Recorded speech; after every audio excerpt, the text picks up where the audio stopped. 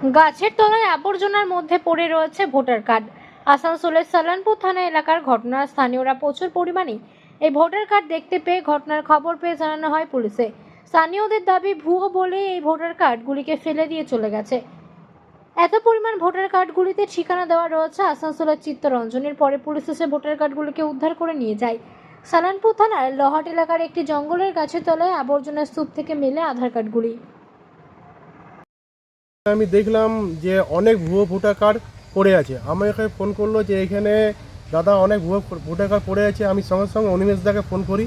অনিমেষদাকে phone করা মাত্রই আমি দেখলাম যে এখানে অনেক ভুয়ো ভোটার কার্ড এবং এই ভুয়ো ভোটার কার্ড চিত্তরঞ্জন থেকে এলো কী করে, সেটাই আমি পুলিশ প্রশাসনকে এখনই ফোন করলাম।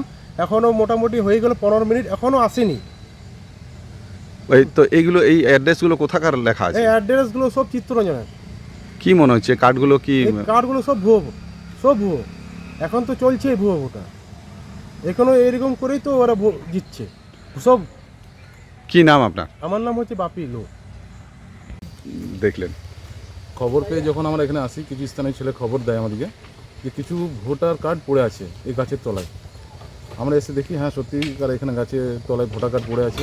ভোটার কার্ডগুলো সাধারণত আমাদের চিত্তরঞ্জনের কিছু ভুয়ো ভোটারগুলো পড়ে আছে।